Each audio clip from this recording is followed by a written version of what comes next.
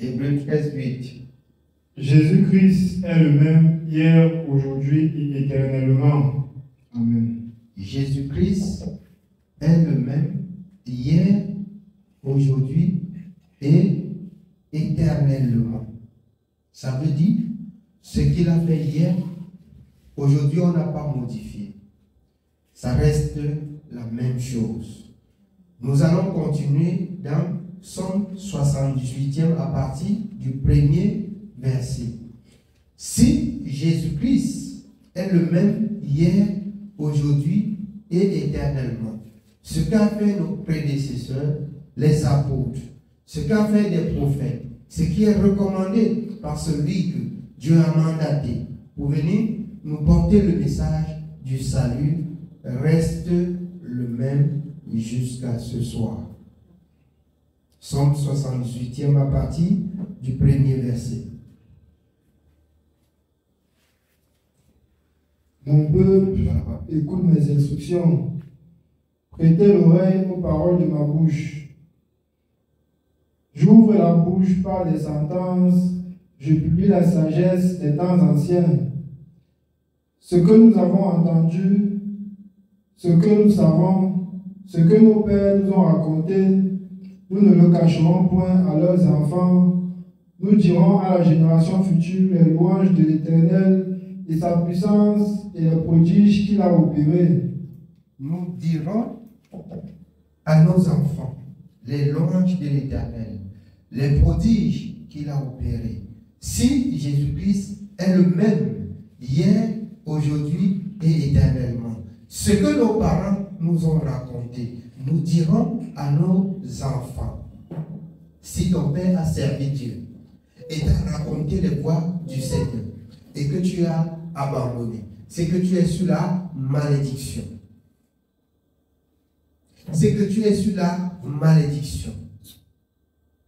Il s'agit du Dieu créateur. Ici, si ton père n'a pas servi Dieu et qu'à l'âge majeur tu as entendu parler de Dieu, tu ne t'es pas intéressé. Tu es sous la malédiction. Ce que nos pères nous ont raconté, nous raconterons à nos enfants, afin que s'accomplisse la parole de Dieu dans le livre d'Éphésiens 6. Instruisez vos enfants selon le Seigneur. Instruisez vos enfants selon le Seigneur. Dites à vos enfants ce que vous avez appris de Dieu. Racontez à vos enfants ce que Dieu a fait pour vous. Dites-leur pour qu'ils comprennent que le Dieu que nous servons, c'est le Dieu de la vérité. C'est le Dieu d'éternité en éternité. C'est le Dieu qui défend ceux qui recherchent la justice et la vérité. Il a fait à nos parents. Il a fait à Abraham. Il a fait à Isaac. Il a fait à Jacob. Et il fait encore pour nous. Et nous raconterons à nos enfants, à nos petits-enfants. Nous dirons les hautes faits de l'Éternel. Nous louerons l'Éternel dans son assemblée par rapport à ce qu'il a fait.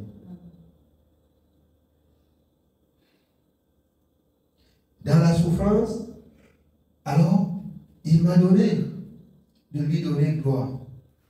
À toi la gloire et l'honneur, à toi la force pour l'éternité. Je n'avais jamais entendu chanter tout ça nulle part. Je n'avais jamais entendu. Alors, je dirais à la génération future, je dirais à mes enfants les bienfaits de l'Éternel. Si vous apprenez ce que Dieu a dit et vous laissez sans faire ce que Dieu a dit, vous êtes sous la malédiction. Amen. On continue. Nous continuons au verset 5. Il a établi un témoignage à Jacob. Il a mis une loi en Israël et il a ordonné à nos pères de l'enseigner à leurs enfants. Il a établi des lois en Israël Israël, écoute la voix de l'Éternel. Il a recommandé aux parents d'enseigner aux enfants. Parents qui ne craignez pas Dieu, qu'est-ce que vous allez enseigner à vos enfants? Vous allez raconter quoi à vos enfants? Vous direz quoi à vos enfants? Que Dieu existe ou que Dieu n'existe pas? Comme ce blasphémateur à l'Occident, qu'il déshonore Dieu et que le feu descend les embraser, nous dirons les bienfaits de l'Éternel.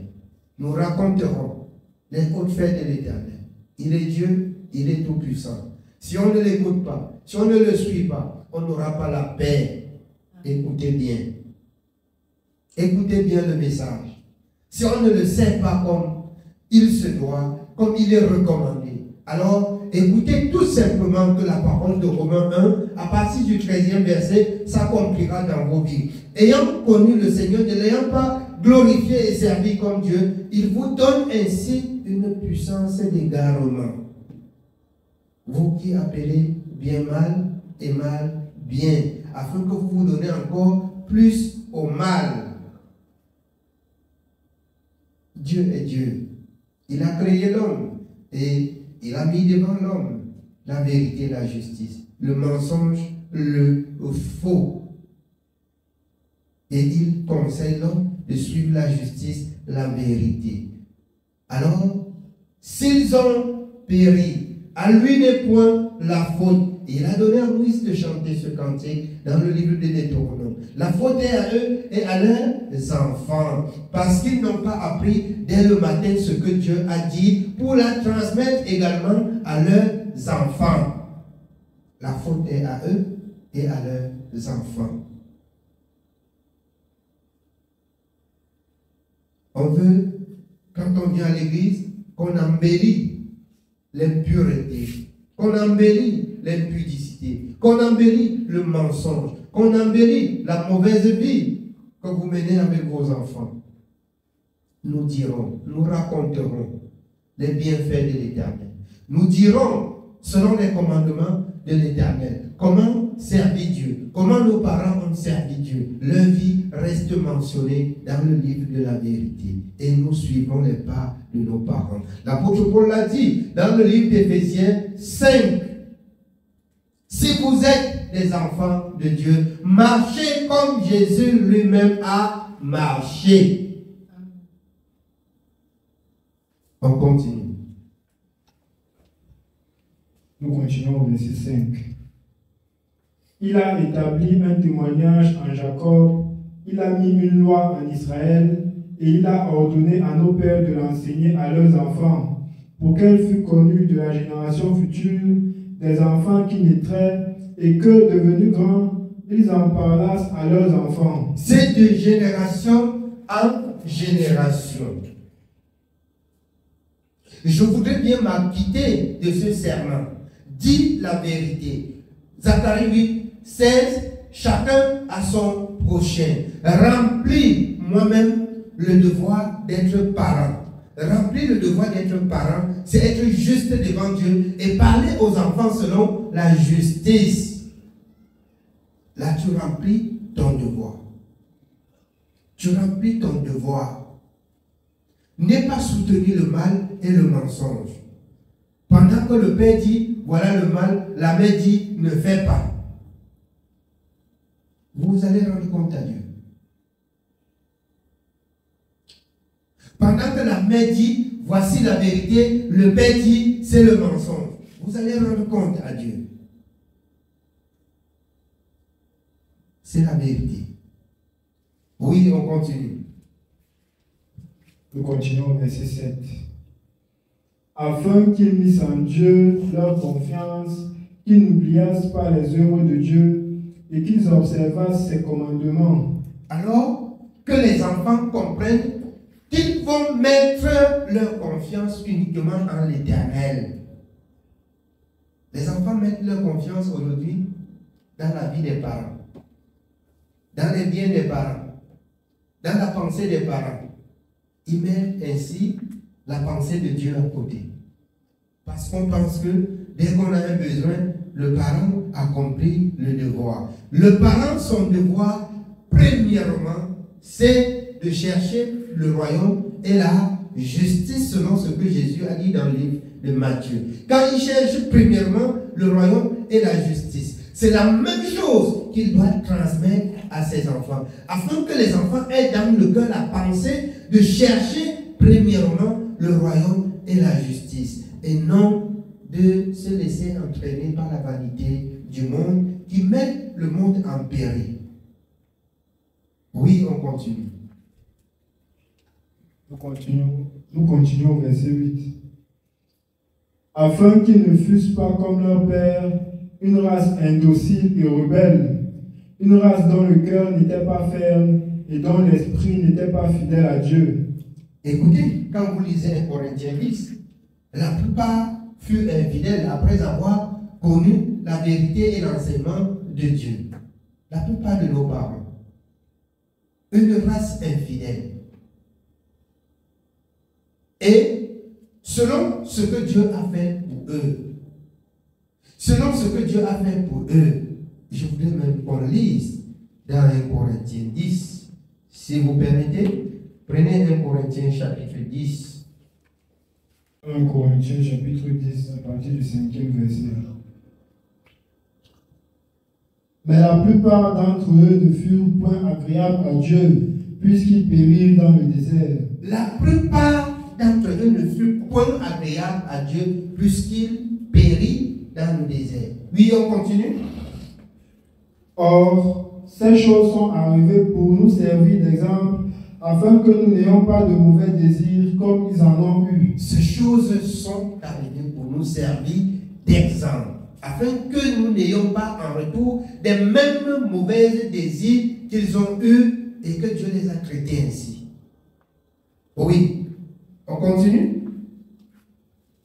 Ne devenez point idolâtres, comme quelques-uns d'eux, selon qu'il est écrit, le peuple s'assit pour manger et pour boire, puis ils se levèrent pour se divertir. Ne nous livrons point à l'impudicité, comme quelques-uns d'eux s'y livrèrent, de sorte qu'il en tomba 23 000 en un seul jour. Ne tentons point le Seigneur, comme le tentèrent quelques-uns d'eux, qui périrent par les serpents. Ne murmurez point, comme murmurèrent quelques-uns d'eux, qui périrent par l'exterminateur. Ces choses leur sont arrivées pour servir d'exemple, et elles ont été écrites pour notre instruction à nous, qui sommes parvenus à la fin des siècles. Amen. Ces choses leur sont arrivées pour nous servir d'exemple, afin que nous apprenions en notre personne que Dieu n'est pas là pour rigoler. Que Dieu ne parle pas pour jouer. Que Dieu ne vous cajole pas pour vous amener dans la perdition. Mais Dieu est exigeant pour vous conduire à la vérité, pour vous conduire à la vie, pour vous conduire à l'éternité. Tous ceux qui ont connu la vérité et qui ne gardent pas cette vérité, je vous dis, mentionnez et écrivez bien. Mentionnez-le ce soir. Ils ne vont pas bien se porter jusqu'à la terre finie. Tous ceux qui ont connu la vraie parole, il ne s'agit pas de ceux-là qui marchent encore ça et là dans la religion pour rechercher la vérité. La vérité, c'est que Dieu nous a tant aimés et qu'il a ouvert nos yeux en ce qui concerne la religion qui est là pour raqueter. Dieu nous a fait connaître le véritable. Tous ceux qui ont connu le véritable et qui ne gardent pas la parole selon la personne du véritable, ils ne connaîtront jamais la paix. Même s'ils vivent en paix, c'est une paix partielle. C'est pour quelque temps. Ils ne connaîtront pas la paix. Jusqu'à ce qu'ils retournent à leur fidèle Créateur. Amen. Nous rentrons dans le livre de Psaume. Psaume 78. Nous continuons au verset 9. Les fils d'Éphraïm, armés et tirant de l'arc, tournèrent le dos le jour du combat. Ils ne gardèrent point l'alliance de Dieu et ils refusèrent de marcher selon sa loi. Ils mirent en oubli ses œuvres, ses merveilles qu'il leur avait fait voir. Devant leur père, il avait fait des prodiges au pays d'Égypte, dans les campagnes de Tsoan. Il fendit la mer et leur ouvrit un passage. Il fit dresser les eaux comme une muraille. Il les conduisit le jour par la nuée et toute la nuit par un feu éclatant. Il fendit des rochers dans le désert et il donna à boire comme des flots abondants. Voilà les hautes faits de l'Éternel. Voilà ce que nos parents nous racontent. Voilà ce qui est dit. Beaucoup ont oublié. Et l'Éternel s'est irrité contre cela et ils ont péri. N'ayons pas le même désir.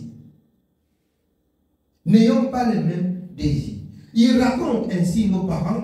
L'Éternel, notre Dieu, étant tout puissant, il a fendu la mer Rouge pour faire traverser nos parents partant de l'Égypte, quittant l'esclavagisme pour un lieu indiqué où ils devraient vivre en paix. Pour ceux qui sont arrivés, où ils ont vécu en paix et en toute sécurité. Il y avait à manger. Il y avait tout disposé. Ne tentons point Dieu. Ces choses restent écrites pour notre instruction. Oui, bien aimé. On continue? Nous continuons au verset 16. Du rocher, il fit jaillir des sources et couler des eaux comme des fleuves. Mais ils continuèrent à pécher contre lui, à se révolter contre le Très-Haut dans le désert. Ils tentèrent Dieu dans leur cœur en demandant de la nourriture selon leur désir. Ils parlèrent contre Dieu. Ils dirent: Dieu pourra-t-il dresser une table dans le désert? Voici, il a frappé le rocher et des eaux ont coulé, et des torrents se sont répandus. Pourra-t-il aussi donner du pain ou fournir de la viande à son peuple? Écoutez bien. L'incrédulité pousse les autres à dire: est-ce qu'il peut, à ce niveau, est-ce qu'il peut faire ceci? Est-ce qu'il peut faire cela? Et c'est ainsi que les autres l'ont traité d'un Dieu incapable de ce qu'il avait dit, qui ne s'accomplit pas, et qu'on lui donne la note 0. Mais ils l'ont tenté et ils ont vu les signes. Qu'il est Dieu et il ne se tait pas. Il est Dieu et il ne reste pas en silence. C'est la vérité. Que nous qui écoutons en ce temps de la fin, redoublons de crainte et de vigilance. Dieu est Dieu. C'est nous qui croyons, qui retardons encore la venue du Seigneur. Parce que nous ne mettons pas encore en pratique. Au lieu, comme la parole de Dieu dit dans le livre d'Hébreux, au lieu qu'on revient à la nourriture solide, on redevient encore au lait. Nous qui devions enseigner les autres, nous qui devions porter le message vers les nations du monde, on revient à apprendre encore ce qu'on doit faire. C'est nous qui retardons la venue du Seigneur. Connaissons notre Dieu. Amen. Oui, bien aimé, on continue. Nous continuons au verset 21. L'Éternel entendit et il fut irrité. Un feu s'alluma contre Jacob et la colère s'éleva contre Israël. Parce qu'ils ne crurent pas en Dieu, parce qu'ils n'eurent pas confiance dans son secours. Il commanda au nuage d'en haut et il ouvrit les portes des cieux. Il fit pleuvoir sur eux la manne pour nourriture. Il leur donna le blé du ciel. Ils mangèrent tous le pain des grands. Il leur envoya de la nourriture à satiété. Il fit souffler dans les cieux le vent d'Orient et il amena par sa puissance le vent du midi. Il fit pleuvoir sur eux la viande comme de la poussière et comme le sable des mers, des oiseaux ailés. Il les fit tomber au milieu de leur camp, autour de leur demeure. Ils mangèrent et se rassasièrent abondamment. Dieu leur donna ce qu'ils avaient désiré. Ils n'avaient pas satisfait leur désir. Ils avaient encore leur nourriture dans la bouche. Lorsque la colère de Dieu s'éleva contre eux, il frappa de mort les plus vigoureux. Il abattit les jeunes hommes d'Israël. Pourquoi? Parce qu'ils ont méprisé le Saint d'Israël. Parce qu'ils ont traité l'Éternel d'incapable. Et l'Éternel leur a montré que je vous donne. Mais ce que je vous donne et que vous me traitez d'incapable, ce n'est pas béni. Voilà, prenez et c'est la mort. Prenez et c'est la mort. Oui, on continue. Nous continuons au verset 32. Malgré tout cela, ils continuèrent à pécher et ne crurent point à ses prodiges. Ils consumèrent leurs jours par la vanité et leurs années par une fin soudaine. Quand il les frappait de mort, ils le cherchaient. Ils revenaient et se retournaient vers Dieu. Ils se souvenaient que Dieu était leur rocher, que le Dieu très haut était leur libérateur. Mais ils le trompaient de la bouche et ils lui mentaient de la langue. Leur cœur n'était pas ferme envers lui et ils n'étaient pas fidèles à son alliance. Alors, ils ont vu la souffrance, ils viennent de bouche dire que Dieu est bon, Dieu est ceci, mais le cœur n'est pas ferme. Ce n'est pas la vérité. Dieu qui sonde les cœurs et les reins, il voit le mensonge du bout de leurs lèvres. Il revient pour dire, prendre des prétextes qui donnent gloire à l'Éternel. Je vous dis encore, jusqu'à ce soir, vous qui dites en vous-même que l'Éternel est bon, si vous racontez que Dieu est bon, sans mettre en pratique ce que Dieu a dit, c'est que vous honorez Dieu de bouche, mais votre cœur loin de sa présence.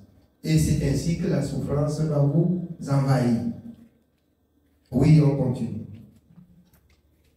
Nous continuons au verset 38. Toutefois, dans sa miséricorde, il pardonne l'iniquité et ne détruit pas. Il retient souvent sa colère et ne se livre pas à toute sa fureur. Il se souvient qu'ils n'étaient que chair, un souffle qui s'en va et ne revient pas. Que de fois ils se révoltèrent contre lui dans le désert, que de fois ils l'irritèrent dans la solitude. Ils ne cessèrent de tenter Dieu et de provoquer le Saint d'Israël. Ils ne se souvinrent pas de sa puissance du jour où il les a délivrés de l'ennemi. Des miracles qu'il accomplit en Égypte et des prodiges dans les campagnes de Tsoan. Il changea leur feu en sang et ils ne purent en boire les eaux. Il envoya contre eux des mouches venimeuses qui les dévorèrent et des grenouilles qui les détruisirent. Alors, subitement, le peuple a oublié ce que Dieu a fait, comment il a traité les Égyptiens pour épargner le peuple d'Israël de la souffrance. Ils ont mis en oubli. Et voici nos parents qui rappellent, ils rappellent ces choses, les prodiges que l'Éternel a fait pour libérer son peuple. Amen. Oui, on continue. Nous continuons au verset 46. Il livra leur récolte aux sauterelles, le produit de leur travail aux sauterelles. Il fit périr leurs vignes par la grêle et leurs sycomores par la gelée. Il abandonna leur bétail à la grêle et leurs troupeaux au feu du ciel. Il lança contre eux son ardente colère, la fureur, la rage et la détresse. Amen. Alors, nous arrêtons jusque-là.